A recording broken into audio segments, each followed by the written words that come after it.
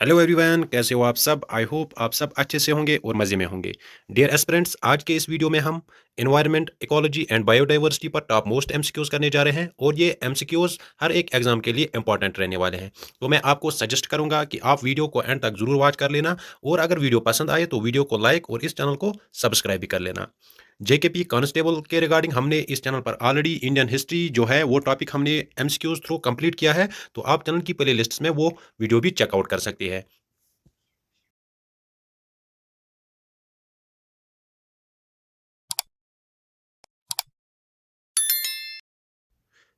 तो चलो हम आज का वीडियो स्टार्ट करते हैं। क्वेश्चन नंबर 1 देखते हैं। The system resulting from the integration of all living and non living factors of the environment is called as. आपको उस सिस्टम का नाम बताना है जो किसे बनता है from the integration of all living and non living factors of the environment. Option है इकोसिस्टम, सक्सेशन, इकोटून, कम्युनिटी। शाबाश, आप जल्दी से इस क्वेश्चन का आंसर कमेंट्स में बताओ, बाद में आपको इसका आंसर भी बता दूंगा। तो अगर हम क्वेश्चन नंबर 1 की बात करेंगे, इस क्वेश्चन का आंसर क्या आएगा? That is option number A, ecosystem. ये किससे बनता है? Resulting from the integration of all living and non living factors of the environment. अगर हम इकोसिस्टम की बात करेंगे, इकोसिस्टम टर्म जो है इसको किसने कॉइन किया था? एजी टेंसले इन 1935। अगर हम इकोसिस्टम की बात करेंगे, इसमें दो मैन कंपोनेंट्स होते हैं, that are abiotic and biotic. अगर हम एबायोटिक की बात करेंगे, इसमें आते हैं नॉन लिविंग ऑर्गेनिजम्स, और अगर हम बायोटिक कंपोनेंट्स की बात करेंगे, इसमें सारे लिविंग ऑर्गेनिजम्स आते हैं। क्वेश्चन नंबर 2 देखते हैं। Which of the following has upright pyramid? Different types के पायरामिड्स होते हैं। आपको यहां से बताना है कि इनमें से किसका अपराइट पायरामिड होता है। ऑप्शन है biomass, number, energy, all of the above. Upright pyramid इनमें से किसका होता है? तो अगर हम इस क्वेश्चन की बात करेंगे, इस क्वेश्चन का आंसर क्या आएगा? That is option number C, जो पायरामिड ऑफ एनर्जी है वो क्या होता है? That is upright. देखो कितने तीन टाइप के पायरामिड्स होते हैं। इकोलॉजिकल पायरामिड्स कितने टाइप के होते हैं? तीन टाइप के। अगर हम पहले टाइप की बात करेंगे, उसमें आता है पायरामिड ऑफ नंबर। ये किस पे बेस्ड होता है? ये बेस्ड होता है नंबर ऑफ इंडिविजुअल जो हर एक टॉपिक लेवल में होते हैं। ठीक है। अगर हम इस पिरामिड ऑफ नंबर की बात करेंगे, ये ग्रासलैंड इकोसिस्टम में अपराइट होता है। इन्वर्टेड किस में ये होता है? पैरासिटिक इकोसिस्टम में। और वेरिएबल किस में होता है? ये फॉरेस्ट इकोसिस्टम है। ये तीन चीजें आप नोट डाउन कर लेना। ठीक है। इसके बाद दूसरा टाइप आता है पिरामिड ऑफ बायोमास। ये किस पे बेस्ड होता है? ये बेस्ड होता है quantitative biomass of organism present in unit area for each trophic level. ठीक है। अगर हम इसकी बात करेंगे, ये यूजुअली अपराइट होता है, लेकिन ये इन्वर्टेड किस में हो सकता है? पांड इकोसिस्टम में। ठीक है। इसके बाद आता है pyramid of energy. Pyramid of energy में क्या होता है? ये ऑलवेज अपराइट होता है बिकॉज ऑफ 10% लॉ। ये 10% लॉ क्या है? ये 10% लॉ ये बताता है कि एनर्जी जो है ये एक ट्रॉपिक लेवल से दूसरी ट्रॉपिक लेवल पर क्या होती है? डिक्रीज होती है। 10% हर एक ट्रॉपिक लेवल में ये क्या होती है? डिक्रीज होती है। तो इसी को हम बोलते हैं 10% लॉ। क्वेश्चन नंबर 3 देखते हैं। In the energy flow diagram of an ecosystem the flow of energy comes to herbivores from. आपको यहां से बताना है जो एनर्जी फ्लो डायग्राम इकोसिस्टम का होता है, उसमें फ्लो ऑफ एनर्जी जो हर्बीवर्स को आती है वो कहां से आती है? ऑप्शन है यहां से सनलाइट, कार्निवर्स, प्रोड्यूसर्स, ओमनिवर्स। तो अगर हम इस क्वेश्चन की बात करेंगे, इस क्वेश्चन का आंसर क्या आएगा? That is option number C. देखो, अगर हम हर्बीवर्स की बात करेंगे, ये सिर्फ क्या खाते हैं? ये सिर्फ खाते हैं प्लांट्स। ठीक है। अगर हम प्रोड्यूसर्स की बात करेंगे, ये क्या करते हैं? They produce their own food using sunlight through the process of photosynthesis. ठीक है। अगर हम कार्निवर्स की बात करेंगे, ये क्या खाते हैं? ये खाते हैं फ्लैश ऑफ अदर एनिमल्स। और अगर हम ओमनिवर्स की बात करेंगे, ये वो ऑर्गेनिज्म होते हैं जो flesh as well as flesh मतलब meat, meat as well as green plants भी खाते हैं। तो ये आपको याद रख लेना है इनके रिगार्डिंग भी। क्वेश्चन नंबर 4 देखते हैं। In ecosystem which of the following requires maximum energy? Ecosystem में किसको सबसे ज्यादा एनर्जी की जरूरत पड़ती है? ऑप्शन है primary producer, primary consumer, secondary consumer, all of the above. क्या बताना है आपको कि इकोसिस्टम में सबसे ज्यादा एनर्जी की जरूरत किनको पड़ती है? तो अगर हम इस क्वेश्चन की बात करेंगे, इस क्वेश्चन का आंसर क्या आएगा? Option number A, that is primary producer जो होते हैं, इनको इकोसिस्टम में सबसे ज्यादा एनर्जी की नीड पड़ती है। देखो क्या होता है, जो ट्रॉपिक लेवल्स होते हैं, इसमें क्या होता है? प्रोड्यूसर्स। ठीक है। ठीक है। इसमें होता है प्रोड्यूसर्स में क्या आता है? इसमें प्लांट्स आते हैं। फिर आते हैं प्राइमरी कंज्यूमर्स। प्राइमरी कंज्यूमर्स में क्या आते हैं? They are herbivores. ठीक है। उसके बाद आते हैं सेकेंडरी कंज्यूमर्स। इनमें क्या आते हैं? कार्निवर्स या ओमनिवर्स। और समटाइम्स क्या होता है? टर्शियरी कंज्यूमर्स भी होते हैं, जिसमें टॉप एडिटर्स होते हैं। ठीक है। इसके बाद क्या होता है? The transfer of energy between trophic levels is not 100% efficient. एक एक लेवल से दूसरी लेवल तक जो ट्रांसफर ऑफ एनर्जी होती है वो 100% एफिशिएंट नहीं होती है, ठीक है। इसमें क्या होता है, एनर्जी हर एक लेवल पे लॉस होती है, ठीक है, due to metabolic process, heat production and other factors. इसी फेनोमेनन को हम क्या कहते हैं, 10% रूल। ये 10% rule where about 10% of the energy एक एक ट्रॉपिक लेवल से दूसरी ट्रॉपिक लेवल तक सिर्फ कितनी एनर्जी ट्रांसफर होती है, दैट इज 10%, इसलिए इसको 10% रूल कहते हैं। नेक्स्ट क्वेश्चन देखते हैं, which one of the following is an abiotic and renewable resource. एक तो आपको यहाँ से abiotic as well as renewable, ठीक है। एबायोटिक मतलब नॉन लिविंग, रिन्यूएबल जो हम बार बार प्रोड्यूस कर सकते हैं, ठीक है। तो यहाँ से है आयरन ओर, लाइवस्टॉक, फॉरेस्टर्स और है वाटर। आपको यहाँ से abiotic as well as renewable resource उसकी एग्जाम्पल बतानी है, ठीक है। देखो, तो अगर हम इस क्वेश्चन की बात करेंगे, जो वाटर है इट इज एबायोटिक, ये नॉन लिविंग कंपोनेंट है इकोसिस्टम का। It is renewable as well, ठीक है। वाटर को हम एक फार्म से दूसरे फार्म में क्या करते हैं, अगर इसका आयस बनेगा तो उसको हम हीट करके फिर से वाटर बना सकते हैं, तो ये कंटिन्यूअसली हम प्रोड्यूस कर सकते हैं। नेक्स्ट क्वेश्चन देखते हैं, the natural residence of every organism is known as. जो किसी ऑर्गेनिज्म की नेचुरल रेसिडेंस होती है, जहां पर वो नेचुरली रहता है, उसको उस रेसिडेंस को हम क्या कहते हैं। ऑप्शन है बायोम, निच, ecosystem, habitat. Natural residence of every organism आपको बताना है कि उसको हम क्या कहते हैं। तो अगर हम इस क्वेश्चन की बात करेंगे, जो नेचुरल रेसिडेंस किसी ऑर्गेनिज्म का होता है उसको हम क्या कहते हैं, हैबिटेट कहते हैं, क्योंकि उसने वहां पे खुद को एडजस्ट कर लिया होता है according to the conditions.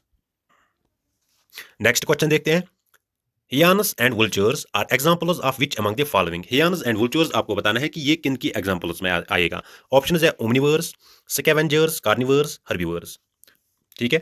Omniverse मैंने ऊपर आपके साथ डिस्कस किया है, जो क्या खाते हैं, क्या बोलते हैं इसको, जो plants as well as meat खाते हैं। कार्निवर्स ये सिर्फ क्या खाते हैं, मीट खाते हैं। और हर्बीवर्स ये सिर्फ क्या खाते हैं, ये खाते हैं प्लांट्स, ठीक है। तो आपको यहां से बताना है कि जो हाइनस एंड वुल्चर्स है ये किन की एग्जांपल्स में आएगा, ठीक है। तो अगर हम इस क्वेश्चन की बात करेंगे, इस क्वेश्चन का आंसर आएगा option number B, that is scavengers. अगर हम स्कैवेंजर्स की बात करेंगे, ये क्या होते हैं, देखो स्कैवेंजर्स ये क्या होते हैं, दे आर द एनिमल्स, ये वो जानवर होते हैं that feed on dead and rotting organisms. एक तो वो मरे हुए होते हैं और सड़े हुए ऑर्गेनिज्म जो होते हैं उन्हीं पे ये अपने अपना जो गुज़ा है वो हासिल करते हैं।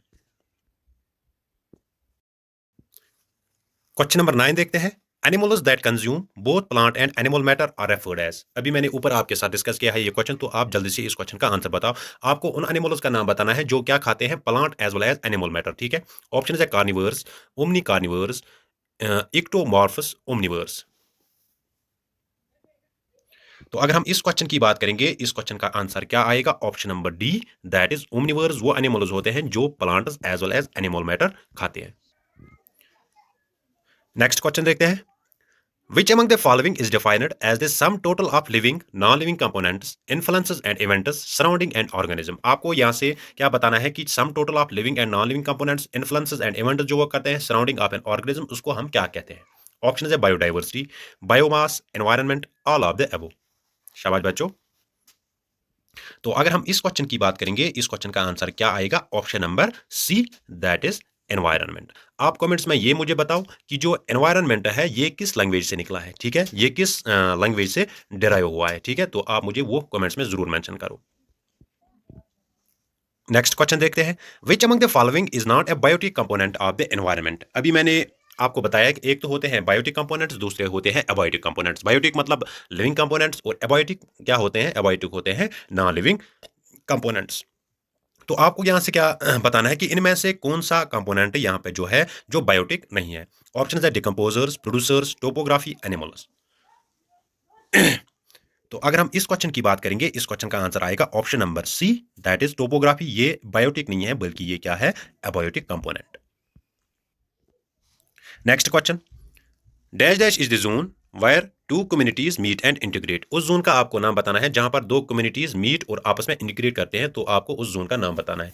Biomass, ecotone, ecology, biodiversity. तो अगर हम इस क्वेश्चन की बात करेंगे, इस क्वेश्चन का आंसर क्या आएगा, option number B, that is ecotone. ये वो जोन होता है जहां पर दो कम्युनिटीज आपस में मिलती हैं और इंटीग्रेट भी करती है। Next question, in an ecological pyramid the third trophic level is. Ecological pyramid में आपको बताना है कि जो थर्ड ट्रॉपिक लेवल होती है, इसमें डिफरेंट ट्रॉपिक लेवल्स होती है। आपको बताना है कि थर्ड ट्रॉपिक लेवल पर इनमें से कौन सा होता है। ऑप्शन है डिकम्पोजर्स, प्रोड्यूसर्स, कार्निवर्स, ओमनिवर्स। तो अगर हम इस क्वेश्चन की बात करेंगे, इस क्वेश्चन का आंसर क्या आएगा? Option number C, that is carnivores. ये किस पोजीशन पे होते हैं? They are at the third trophic level. अगर हम पहले ट्रॉपिक लेवल की बात करेंगे, वहां पर कौन होते हैं? प्रोड्यूसर्स, ठीक है। हर्बीवर्स या उनको हम प्राइमरी कंज्यूमर्स भी बोलते हैं, वो सेकंड लेवल पर होते हैं। और कार्निवर्स जिनको हम सेकेंडरी कंज्यूमर्स भी बोलते हैं, वो किस लेवल पर होते हैं? थर्ड लेवल पर होते हैं।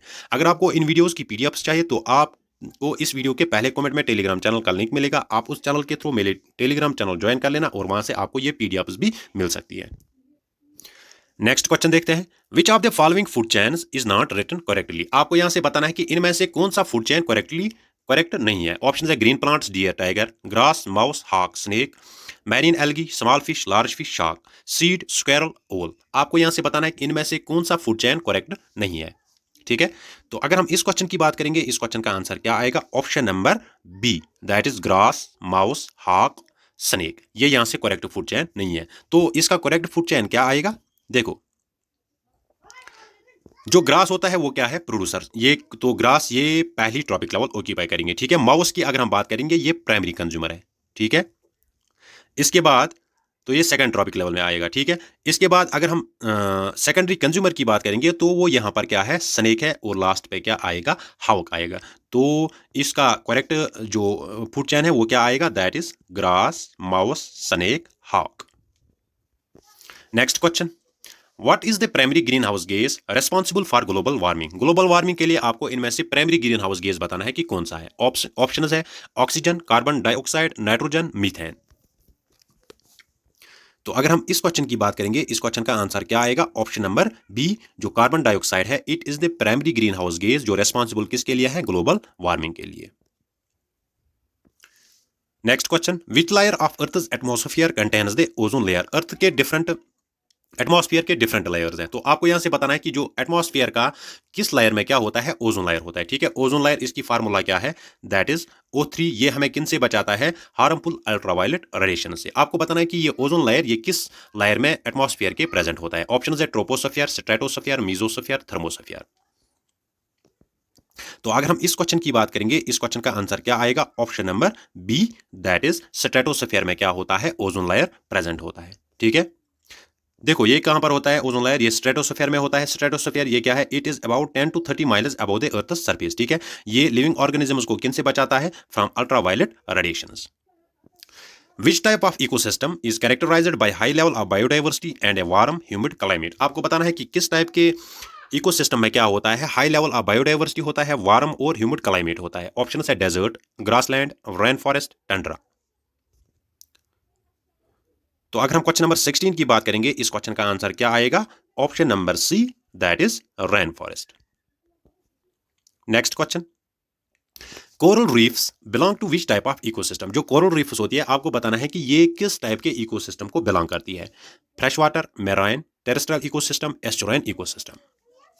तो अगर हम इस क्वेश्चन की बात करेंगे, इस क्वेश्चन का आंसर क्या आएगा? Option number B, that is marine ecosystem. इसमें क्या आते हैं? Coral reefs. Next question, international biodiversity day is celebrated on. International biodiversity day आपको बताना है कि ये किस दिन मनाया जाता है। 22 मार्च, 22 अप्रैल, 22 मई, 22 जून। तो आपको बताना है कि इंटरनेशनल बायोडाइवर्सिटी डे ये कब मनाया जाता है। तो अगर हम इस क्वेश्चन की बात करेंगे, इंटरनेशनल बायोडाइवर्सिटी डे ये कब मनाया जाता है? ये हर साल 22 मई को मनाया जाता है।